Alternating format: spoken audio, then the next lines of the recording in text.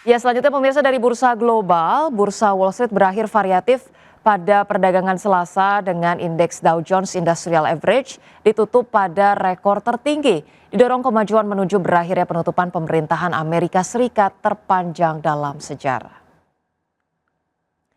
Pada perdagangan Selasa, indeks Dow Jones ditutup melonjak 1,18% menjadi 47.927.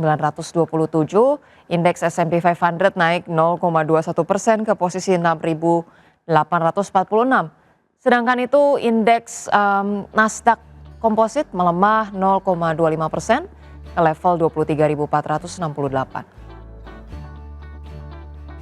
Baik, sementara itu pemirsa dari bursa Eropa, bursa ekuitas Eropa berakhir di level tertinggi sepanjang masa, dipimpin penguatan saham kesehatan, seiring meningkatnya optimisme investor terhadap berakhirnya penutupan pemerintahan Amerika Serikat dan penilaian terhadap prospek beragam dari sejumlah perusahaan telekomunikasi. Indeks Stoxx 600 ditutup melonjak 1,28% ke level 580,13 menandai penutupan tertinggi dalam sejarah. Indeks FTSE 100 Inggris melesat 1,15% ke level 9.899 dan indeks DAX Jerman naik 0,53% atau 128,07 poin menjadi 24.088.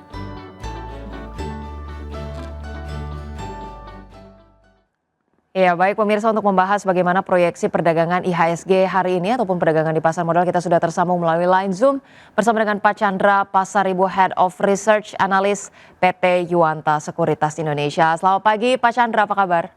Selamat pagi, kabar baik. Ya, baik, terima kasih Pak Chandra sudah meluangkan waktunya di Market Buzz. Pak Chandra, kalau kita review IHSG yang turun 0,31% ke 8.365 kemarin, apakah ini masih melanjutkan koreksi wajar akibat aksi profit taking atau seperti apa review Anda? Harusnya masih cukup wajar ya. Jadi memang untuk minggu ini kita prediksi sebenarnya indeks bergerak di antara 8.200 sampai 8.500.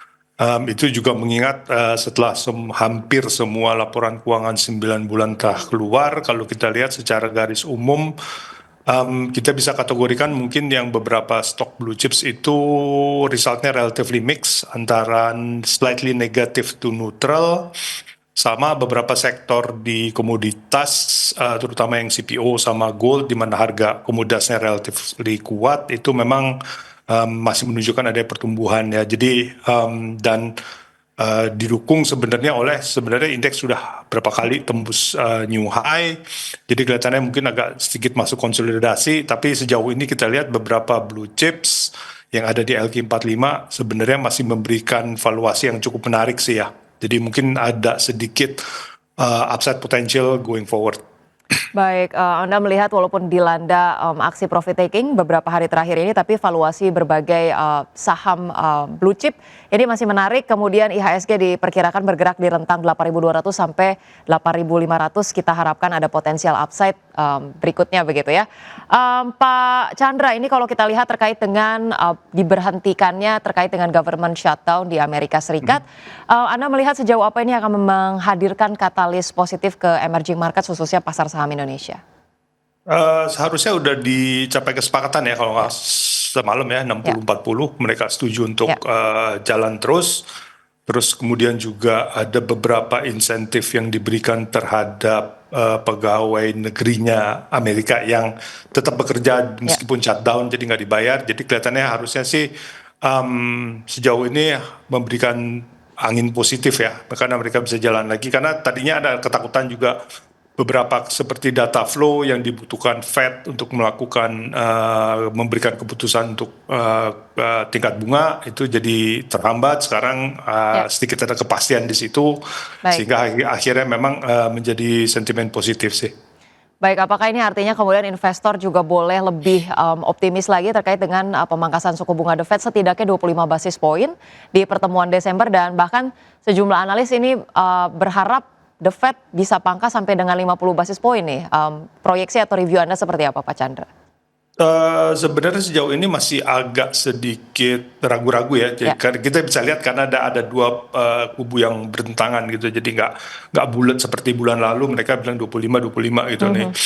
Masih ada concern over employment kalau nggak salah ya. Ya. Jadi inflasi sebenarnya relatively terkendali, tapi employment ini kelihatannya ada sebagian industri yang kelihatan menunjukkan ada dampak daripada tarif ya. Jadi tarif naik, employment agak lemah, sehingga akhirnya memang timbul ini juggle around between 25 sama 50 sih. Jadi tapi overall sebenarnya dua-duanya mengarah kepada easing cycle gitu yang sebenarnya akan memberikan dampak positif terhadap kita. Baik, masih wait and see menantikan data employment dari Amerika Serikat yang kemudian perlu kita cermati terkait dengan keputusan pemangkasan suku bunga The Fed, apakah betul-betul akan terrealisasi.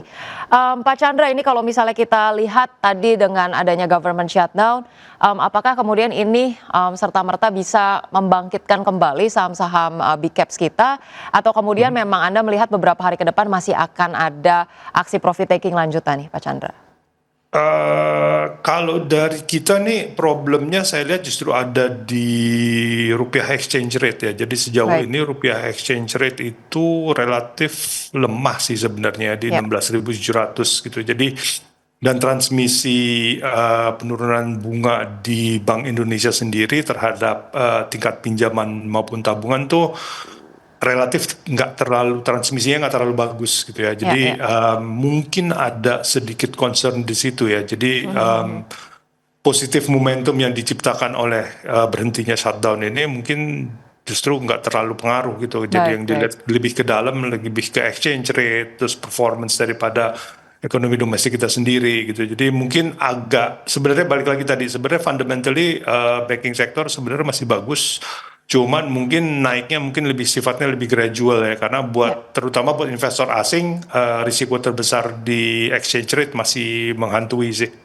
Baik, baik. Anda melihat performa ataupun kinerja dari saham-saham perbankan big caps ini masih cukup solid, tapi kemudian melihat situasi yang ada saat ini terkait dengan tadi mata uang rupiah dan juga berbagai kondisi dari ekonomi makro dalam negeri ini masih cenderung kita nantikan seperti apa perbaikannya. Tapi kalau bicara mengenai isu yang belakangan ramai juga nih Pak Chandra soal redenominasi rupiah ya. Anda melihat kalau memang betul-betul ini direalisasi, impact-nya nggak terlalu signifikan ke market atau seperti apa, Pak Chandra? Seharusnya redenominasi ini seidealnya sebenarnya dia harusnya neutral. Oke. Ya, jadi angkanya kita ilangin, nolnya kita drop, terus tidak memberikan dampak tambahan inflasi atau segala macam, transaksi juga tetap lancar gitu. Sebenarnya agak lebih memungkinkan dilakukan karena sekarang kan banyak yang udah digitalisasi ya, sehingga ketergantungan terhadap uang kartal atau uang kertas itu menjadi lebih rendah. Sehingga harusnya redenominasi ini dilakukan harusnya lebih smooth gitu loh. Kalau itu berjalan dengan lancar, harusnya arahnya lebih ke positif nanti ke jangka panjangnya gitu ya. Jadi karena nggak ada hambatan gitu. Jadi akhir transaksi lancar gitu. Dan sejauh ini kan sebenarnya kalau secara informal kalau kita lihat daftar harga menu makanan di restoran pun nolnya udah banyak yang dijatuhin kan. Baik, baik. Jadi memang sebenarnya harusnya dampaknya neutral, tapi going forward kalau memang di dalam jangka pendeknya tidak terlihat ada dampak negatif, kedepannya harusnya menjadi positif. Baik, baik. Anda melihat efek kalau redenominasi ini kemudian diberlakukan cenderung ke neutral atau kalau realisasinya berhasil bisa ke arah yang positif ya, Pak Chandra. Betul. Baik, Pak Chandra, ini kalau kita melihat perbankan big caps yang kemarin melemah cukup signifikan, terutama BBCA. Anda melihat apakah ini entry level yang cukup menarik secara valuasi atau masih ada perlu angka-angka yang kita nantikan nih bisa ada pelemahan lebih dalam lagi, Pak Chandra?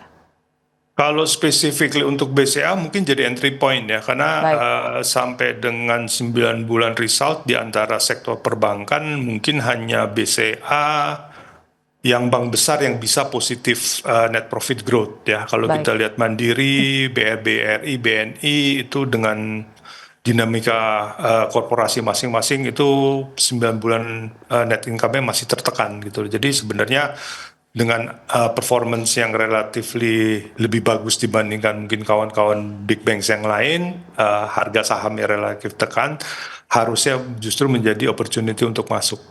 Baik, baik. Anda melihat khususnya untuk BCA diiringi dengan kinerja yang cukup solid. Untuk entry point BCA, mungkin level yang perlu diperhatikan atau menarik menurut Pak Chandra nih, di berapa Pak? Di level 8483 sih, I think quite reasonable. 8.000, 300 sampai 8.400 ya harusnya 8.300 cukup. sampai 8.400-an masih cukup menarik untuk saham BBCA ya. Baik, terkait dengan saham-saham Prajogo Pangestu, Pak Chandra, mungkin ada review singkat terkait dengan saham-saham yang perlu kita cermati. Ini masih ada koreksi lanjutan atau seperti apa? Kalau yang di konglomerasi ini nih sifatnya agak lebih bukan highly sih, tapi lebih spekulatif lah ya. Karena kalau misalnya kita lihat secara valuasi, itu PI-nya mungkin rata-rata hampir di atas 100 kali. Dan kalau misalnya kita lihat PI 100 kali itu boleh diterjemahkan sebagai payback period tuh hampir 100 tahun gitu loh. Jadi kalau saya invest hari ini, duit saya akan balik mungkin di 100 tahun gitu. Baik, Nah itu kan jangka waktu yang sangat panjang ya. Jadi pergerakan saham kelihatannya akan relatif terpengaruh dengan likuiditas. Sebenarnya likuiditas masih oke. Cuman karena harga sahamnya udah banyak yang break all time high, kelihatannya kok lebih cenderung koreksi kali ya likelihoodnya dibandingkan untuk naik lebih tinggi. Baik, artinya ini kalau bicara mengenai koreksi yang terjadi saat ini, masih cenderung perlu wait and see dulu ya, daripada berburu-buru entry, karena Anda proyeksikan masih ada koreksi lanjutan ya Pak Chandra? Betul. Baik, baik. Kita review sedikit terkait dengan saham Bumi, Pak Chandra. Kemarin peningkatannya sangat signifikan ya, 35% menyentuh arah. Review Anda seperti apa Pak? Kalau dilihat kan banyak yang dihubungkan dengan Wolfram Acquisition ya. Wolfram Acquisition itu kalau kita lihat nilai akuisisinya sekitar 60 juta Australian dollar ya. Relatif mungkin kecil ya angkanya. Jadi kalau misalnya dibandingkan dengan kenaikan harga saham yang cukup signifikan hampir kemarin arah ya berarti 20-30%. Kelihatannya isu Wolfram ini agak di luar daripada kenaikan harga saham. Ya, jadi karena dia relatif kecil juga mungkin kontribusinya kalau misalnya kita asumsikan return on investment sekitar 20%, itu mungkin kontribusi terhadap Bumi Resources-nya mungkin sekitar 2-3% saja. Baik, baik. Tapi untuk Bumi sendiri Anda proyeksikan hari ini ada profit taking besar-besaran atau masih ada potensial penguatan lebih lanjut, Pak? Karena sebenarnya kalau ditarik mundur sejak grafik mungkin hampir 3 tahun lah ya mundur, level di sekarang 200 sih nggak terlalu tinggi. Baik. Tapi kalau misalnya di dalam jangka pendek, karena kenaikannya yang cukup drastis kemarin itu, mungkin agak membuat likelihood untuk koreksi menjadi lebih tinggi sih. Baik, baik. Ada potensi koreksi perlu kita cermati untuk saham Bumi. Baik, Pak Chandra, berbagai sentimen dan juga saham pilihan masih akan kita ulas, tapi kita akan jeda terlebih dahulu. Pemirsa jangan kemana-mana, tetaplah bersama kami.